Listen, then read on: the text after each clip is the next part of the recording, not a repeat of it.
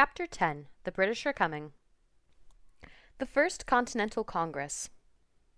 Seeing the coercive acts as truly intolerable, in September 1774, the colonies sent representatives to meet in Philadelphia and figure out how to respond. This was the First Continental Congress. Debate was about how to best oppose British policy or negotiate with Parliament. The First Continental Congress was the first time delegates from all over the colonies got together. Georgia was the only colony that didn't send representatives, but later they agreed with its decision. Congress today is the legislative branch of the U.S. government, but back then Congress was just a fancy word for a meeting. Patrick Henry, who told the Second Virginia Convention in 1775, "Give me liberty or give me death," argued on the side of war. Congress decided to put a different kind of pressure. They escalated the boycotts. They sent a petition, the Virginia Declaration of Rights, to King George, informing him of the rights to life, liberty, and property they deserved as Englishmen. And they endorsed Suffolk's resolves by the leaders of the Suffolk County, Massachusetts, which called on colonists to form militias and declare the intolerable acts null and void. The delegates were hoping for the best and preparing for the worst. The Sons of Liberty strike again. Instead of repealing the intolerable acts, King George III sent more troops to Boston. So many people were spying for both sides that it wasn't long before General Gage, Royal Governor of Massachusetts, learned that the colonial militia was storing an arsenal of weapons in Concord, just outside of Boston. In April 1775, he ordered his men to head there to destroy it and to arrest Samuel Adams and John Hancock, who also helped found the Sons of Liberty in nearby Lexington. On April 18, 1775, a Sons of Liberty spy came across a British regiment preparing to march. He ran to tell Paul Revere and William Dawes, also members of the Sons of Liberty. Revere asked a man named Robert Newman to keep watch from the steeple in an old North church in Boston. Newman was told to light one lantern if the British troops were coming by land and two if coming by sea. When they saw the two lanterns, Dawes took an overland route, and Revere rode across the harbor and took a midnight ride through Charleston and on to Lexington and Concord. As he rode, he shouted, "The regulars are coming out!" secret code to warn the colonists that the British were coming. Lexington and Concord. The local militia, called Minutemen, they could be ready in a minute, heard Revere and grabbed their weapons. When the 700 redcoats reached Lexington around dawn, about 70 Minutemen were waiting. Both sides were ordered not to fire unless fired upon, and to this day no one knows who shot the first. But it was the shot heard round the world, starting the Battle of Lexington and Concord. The British quickly defeated the outnumbered Minutemen, killing 8 of them and marching on to Concord. As the British were leaving Concord, they were surprised by more Minutemen at the North Bridge. The colonists killed almost 200 redcoats, using the bright red jackets as targets. The British retreated to Boston, and both sides pondered their next move. Colonies who supported independence were called patriots, and those who remained loyal to Britain were called loyalists. Many loyalists fled the colonies, often heading to Canada. Initially, most indigenous peoples didn't take sides in the Revolutionary War, but the majority of those who fought supported the British. The British persuaded many tribes to fight against colonials settling in the frontier regions. The Battle of Bunker Hill. Colonel William Prescott set up the Massachusetts militias on Bunker Hill and Breed's Hill across the harbor from Boston. On June 17, 1775, more than 2,000 redcoats marched up the hill. According to legend, the militia were short on ammunition, so Prescott ordered them not to fire at the redcoats until they could see the whites of their eyes. Twice the militia drove back the powerful British army. Although the British eventually forced them off Bunker Hill, the inexperienced colonial armies proved that they wouldn't be easily defeated. The Olive Branch Petition. On July 5th, the Second Continental Congress sent King George III one last shot at peace, the Olive Branch Petition. They still wanted to be a part of England if the king would protect their rights. They urged the king to negotiate on disputed issues with recognition that the colonies should rule themselves on most matters. King George III rejected the petition and instead hired 30,000 German Hessians, or mercenaries, troops to fight with the British. Taking back Boston.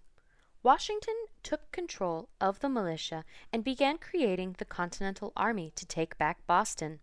He came up with a plan to retrieve the weapons from Fort Ticonderoga, which the militia known as the Green Mountain Boys, led by Ethan Allen, and a Connecticut militia led by Benedict Arnold, the most famous for turning traitor and selling information to the British Army, had captured from the British earlier. Colonel Henry Knox and his troops hauled heavy cannons from the fort over 300 miles by foot in the middle of winter. The Redcoats, under the command of Sir William Howe, saw that the defeat in Boston was inevitable. On March 17, 1776, the British retreated, fleeing north to Canada. Common sense. In January 1776, a recent immigrant from England named Thomas Paine wrote an anonymous pamphlet arguing for democracy and independence titled Common Sense. Paine blamed King George III personally, not just Parliament. Pretty radical for a time when most countries were ruled by kings who claimed to have God on their side. Common Sense sold hundreds of thousands of copies throughout the colonies and persuaded many people to support independence. The Declaration of Independence. June 7, 1776. Richard Henry Lee of Virginia introduced a resolution in the Second Continental Congress calling the colonies free and independent states. Congress created a committee that included delegates Benjamin Franklin, John Adams, and Thomas Jefferson to draft a Declaration of Independence. Jefferson wrote it within 2 weeks, drawing on the ideas of John Locke. It was meant to explain the resolution. John Locke wrote that all individuals have the right to life, liberty, and property. Property became the pursuit of happiness in one of the most famous lines in the Declaration of Independence. The Second Continental Congress came up with the national motto E pluribus unum, meaning out of many, one in Latin. Resolution, a formal expression of an opinion. July 2nd, 1776. Congress unanimously passed Lee's resolution. John Adams figured this date would become a national holiday. July 4th, 1776. The delegates adopted the Declaration of Independence. The United States of America was born, provided the colonists won the war. And now we celebrate July 4th every year as Independence Day. The Declaration of Independence. The Declaration of Independence has 4 parts. 1. Preamble or introduction. 2. Declaration of Natural Rights. 3. List of grievances against the King. 4. Resolution of Independence by the United States. Preamble. Introductory section. Grievances, also known as complaints. From the Preamble. When in the course of human events it becomes necessary for one people to dissolve the political bands, they should declare the causes which impel them to the separation, or people must state their reasons for a revolution. From the Declaration of Natural Rights. We hold these truths to be self-evident, that all men are created equal, that they are endowed by their Creator with certain unalienable rights, that among these are life, liberty, and the pursuit of happiness. Some rights come from the fact of just being human and can't be taken away by a king. When the founding fathers wrote all men are created equal, they meant land-owning white men. They did not include indigenous people, enslaved people, free black people, or women. From the list of grievances, the colony's justification for separation. The history of the present king of Great Britain is history of repeated injuries and usurpations, all having in direct object the establishment of an absolute tyranny over these states. The grievances or complaints the colonists had against the king, George III, followed by a lot of examples. Tyranny, ruled by an often harsh absolute power. From the Resolution of Independence, or restates Lee's resolution. We, therefore, the representatives of the United States of America, in General Congress, do, in the name, by the authority of the good people of these colonies, solemnly publish and declare that these united colonies are, and of right ought to be, free and independent states, which means we are independent.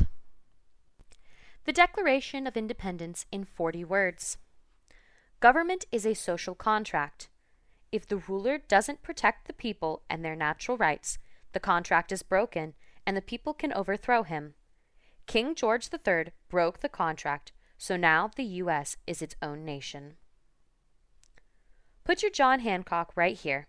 John Hancock, President of the Congress, was the first to sign the Declaration of Independence. His signature was so large and stylish that people sometimes still call his signature a John Hancock.